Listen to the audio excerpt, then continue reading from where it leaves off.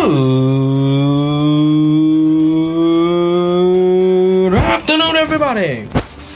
How are you today? And welcome to the latest edition of Drew Mania Live. Nice to have you with us for this Monday, the 8th day of July, the year 2019. And of course, this is yours truly, Andrew L. Perry.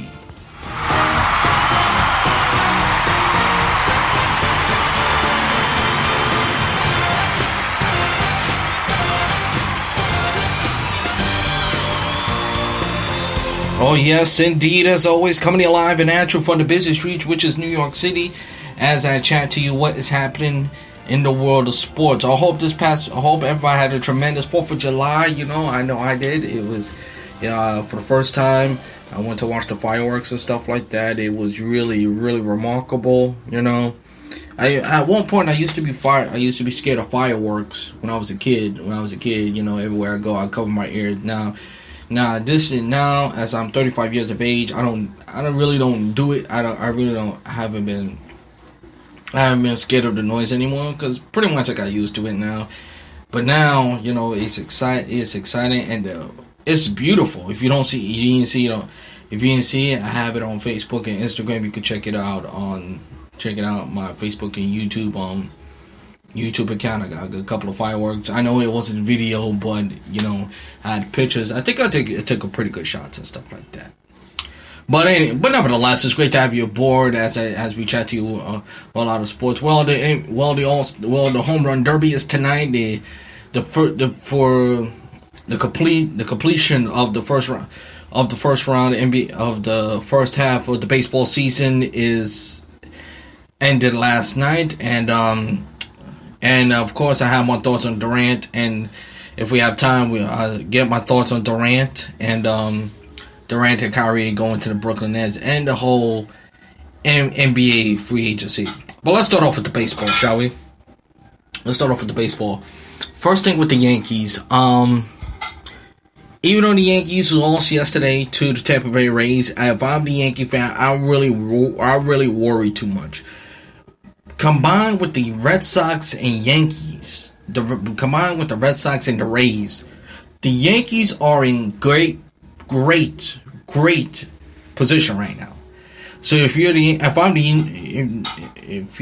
New York Yankees, I would not worry at all. The only thing you will worry from here on out, maybe two or three things. Get a hand in the starting pitching. Okay, start getting some starters. If you're going to take a chance with Bumgarner, I suggest you take it, because remember, he's a rental. Let's keep that in mind. He's a rental. And another thing, capture that division. Remember, 2 years ago, this was the Yankees who went with Joe Girardi at the manager at the time, was this close of getting to the World Series. They were a game away from getting to the World Series and lost in the 7th game to the Houston Astros. So this was the path last year, but now they had the leading division. And folks, even though the Rays and the Red Sox are going to be close, they're not. I don't know about you folks. I don't see the Rays or the Red Sox getting any closer. I really don't. I think the Yankees for the most part is running away with that division. No question about it. They are running away with that division, and I expect them to continue to do so. But get a strong hand, and that's pretty much it. But either way, you're gonna have a fascinating summer for the Yankees. Now, as for the Mets, it's simply this: you gotta start selling the team. This season is dead, is long dead, is dead and gone. Okay, the Phillies is having a way with the Mets lately. They have hitting the Mets left and right. You gotta figure out anybody who's at one point who's a one type 1 year contract, who's in a walk. Let's put it this way: who's in a walk like Wheeler, Frazier. I will find a way to trade them or release them, because this Mets team is, like I said, this Mets season is dead. They're 50 games. They are 50-39 now. They are not coming back. I know this amazing team and this amazing Mets, and I know they has a history of. I know the season is a long way to go and stuff like that. But you know what? It's not coming back. Their bullpen is a disaster. They find ways to. And one thing about it's a sign of a bad team. They find ways to lose, and that's where the Mets are right now. They find ways to lose, and there's no point in yelling and screaming about it. There's no point in ranting and raving about it. We know where this Mets team is at right now, so you gotta figure out who you trading, who you letting go, and voting bandwagon. It's time to be a seller, because that's where the Mets is at right now.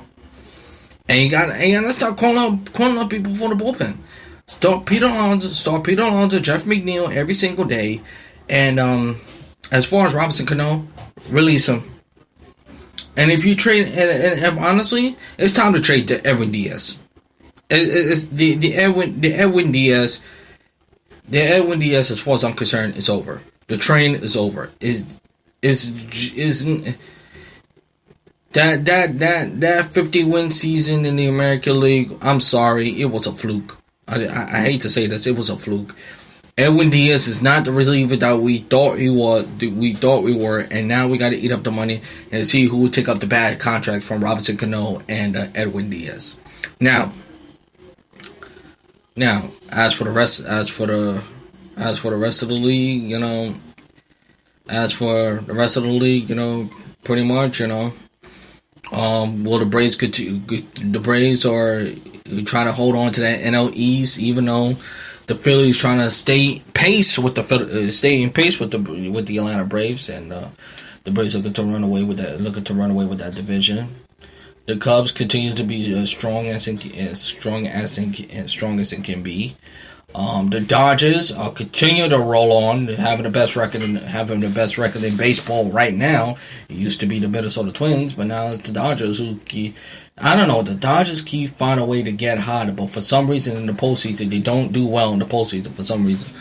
So that's got to change. So, and tomorrow is the All-Star game. So that's pretty much it. That's where we are in the baseball. That's pretty much where we are in the baseball. Now, before we get in, let me dive in a little, about 3 minutes, 3 minutes, maybe so, with Wimbledon. I think before we get into the NBA, the past couple of days was fascinating tennis. Even though Coco Gauff, even though Coco lost. But I'm going to tell you this, after what we saw this past Friday, I think we got to pay attention. She is a force to be reckoned with. She is a force to be reckoned with. I tell you, she is really the real deal. She's really good. She's really good to come back the way she did. The way she did was really impressive. Really impressive. Now, she ain't go deeper in the post. She ain't go deeper in the in the quarterfinals and stuff like that. But we saw fascinating tennis, and the more you watch her, she reminds you a little bit more of a young Venus Williams. If you watch Venus and Serena when they were young, you see how she slowly but surely. That's the thing about tennis. Slowly but surely, tennis. Watch her. She gonna, as the years go by, she's gonna blossom into an awesome player. Awesome player if she continues the way she does. She's gonna have some bumps around the road, but one day she'll win a major. And I cannot recall.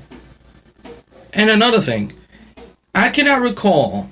In all the years I was born in my lifetime, that I could recall so many upsets in the first week alone at Wimbledon.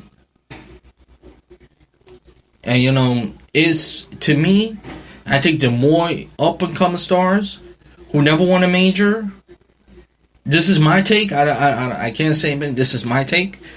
They are more hungry than ever. They are more hungry than the pros who won it left and right, who won it before.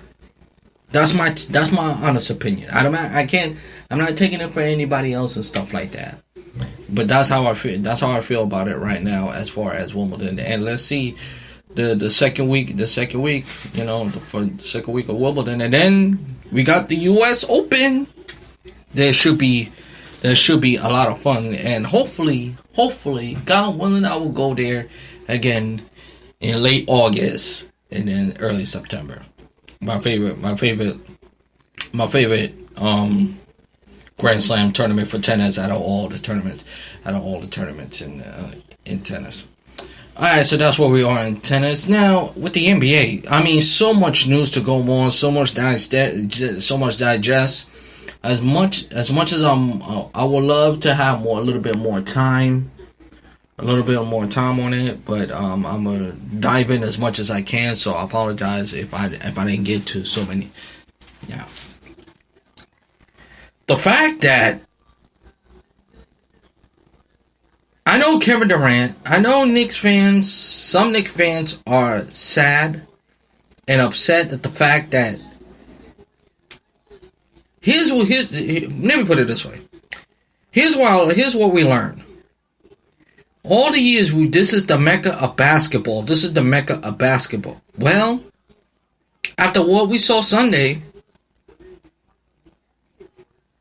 the Garden has lost its touch, in the sense where the two biggest stars in the NBA today choose Brooklyn over Broadway. That's a total slap in the face and a wake-up call. But on the other hand,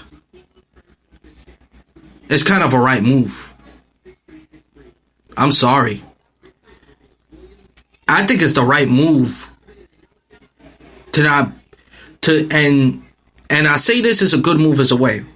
How many times the Knicks have fallen in love with stars, or the stars who trying to save the franchise? Remember, this is a franchise. This is the Knicks franchise who hasn't been good since Patrick Ewing left. And yes, they have some moments with Carmelo Anthony, but they haven't had a run since the 1990. With the Ewings, Oakleys, the Rough Rider boys. Even though Kevin Durant would be a huge impact. But yes, that injury changed everything. And to something, and yes, Dolan did not give him an extension.